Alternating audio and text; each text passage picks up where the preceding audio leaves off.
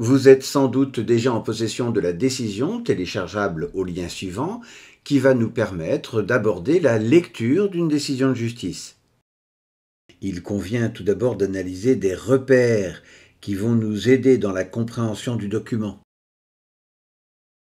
Tout d'abord, l'indication de la juridiction qui rend la décision, ce qui va nous permettre d'avoir un indice sur le type de litige qui est en cause. Rappelons que les juridictions s'organisent ainsi. Au premier degré, nous trouvons, entre autres, le tribunal judiciaire qui remplace les anciens tribunaux de grande instance et d'instance, et qui est la juridiction de droit commun. C'est-à-dire qu'il s'agit de la juridiction compétente pour juger de tous les différents litiges, sauf si la loi désigne spécialement une juridiction d'exception. Et parmi elles, nous trouvons le tribunal de commerce qui règle les litiges entre commerçants et associés de sociétés commerciales, ainsi que le conseil de prud'homme qui règle les litiges individuels de travail et non les litiges collectifs, comme les grèves par exemple. Si le différend est supérieur à la somme de 5 000 € ou qu'il ne peut pas être chiffré, l'une des parties, voire les deux, qui contesterait le jugement rendu par la juridiction du premier degré peut faire appel devant la cour d'appel. Celle-ci est organisée en chambres spécialisées, plusieurs chambres civiles pour les appels provenant du tribunal judiciaire, une chambre sociale pour les appels issus notamment du conseil de prud'homme, une chambre commerciale pour les appels formés contre les décisions du tribunal de commerce et enfin une chambre des appels correctionnels pour les affaires de délits pénaux. La cour d'appel rend des arrêts qui soit confirment en tout point le jugement précédent, soit en infirment celui-ci en changeant même de façon minime la solution. Enfin, la Cour de cassation peut statuer sur la manière dont les juges ont fait application de la loi à la demande de l'une des parties.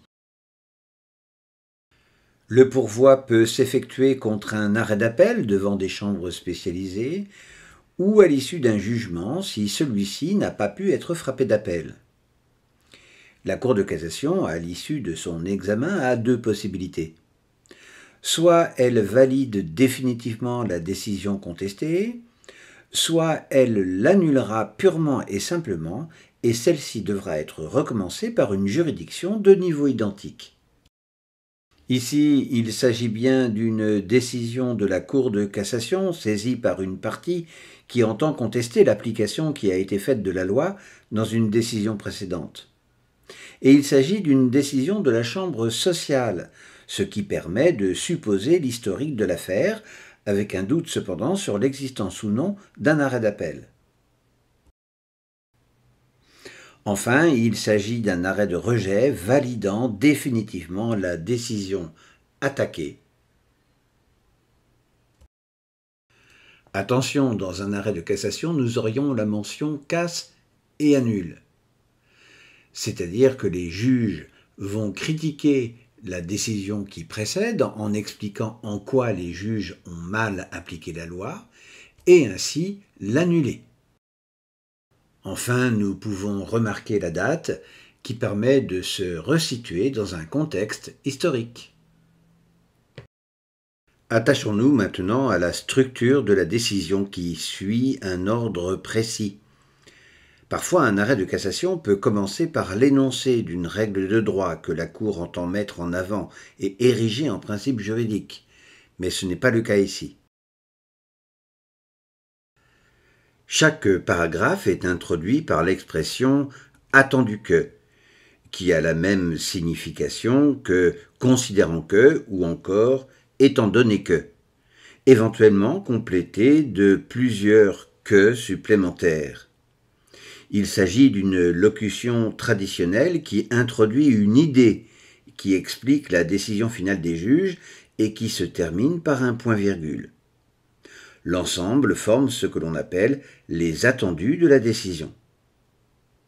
Cette forme de rédaction tend à disparaître pour être remplacée par une rédaction modernisée qui ne se fera plus en une seule phrase, mais en plusieurs, articulées autour d'un plan qui reprend la structure actuelle et que nous allons voir.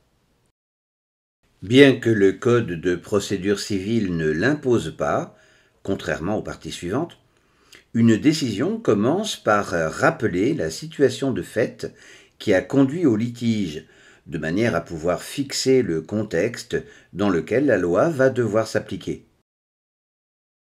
Et fait également un rappel de la procédure judiciaire qui a été suivie jusqu'alors et qui va de l'assignation à la dernière décision en date. Ici, nous voyons qu'une partie a saisi le Conseil de prud'homme et qu'il s'agit d'un recours contre un arrêt, donc une décision de cour d'appel. Nous connaissons donc le parcours judiciaire qui a été réalisé jusqu'au pourvoi en cassation avec certitude. Ensuite, la décision rappelle les arguments développés par le demandeur à l'action devant les juges. Notons un peu de vocabulaire comme l'expression « faire grief » ou le mot « moyen ». Attention, les arguments de la partie demanderesse ne sont pas toujours développés, notamment dans un arrêt de cassation. En ce cas, il est contre-productif de tenter de les deviner. Viennent ensuite les arguments des juges en réponse, qui vont justifier la décision qu'ils vont prendre. Et enfin, leur décision finale. Notez l'expression « par ses motifs » qui introduit toujours celle-ci. Ainsi donc, je rappelle que l'analyse d'une décision de justice commence par une analyse tout à fait formelle, en regardant les repères, la juridiction, le type de décision, la date, ainsi que la structure, les faits et la procédure, les arguments de la partie demanderesse et les motifs des juges. À la suite de cette analyse purement formelle, il est temps de passer à la compréhension du document. La plupart du temps, on vous soumettra des décisions de la Cour de cassation. Il y a donc un repère essentiel qui va permettre d'orienter la compréhension de la décision. Dans un arrêt de rejet, les juges vont rejeter les arguments de la partie demanderesse et valider la décision précédente. Il faut donc comprendre les arguments et comprendre surtout pourquoi les arguments sont sans valeur selon la Cour qui va valider la décision précédente. Attention, dans un arrêt de cassation avec la formule casse et annule, il faudra alors comprendre la décision des juges précédents et comprendre en quoi les juges ont mal appliqué la loi selon la Cour. À vous de jouer maintenant pour analyser la décision que vous pouvez trouver au lien suivant et vous aurez la solution dans la deuxième partie de cette vidéo.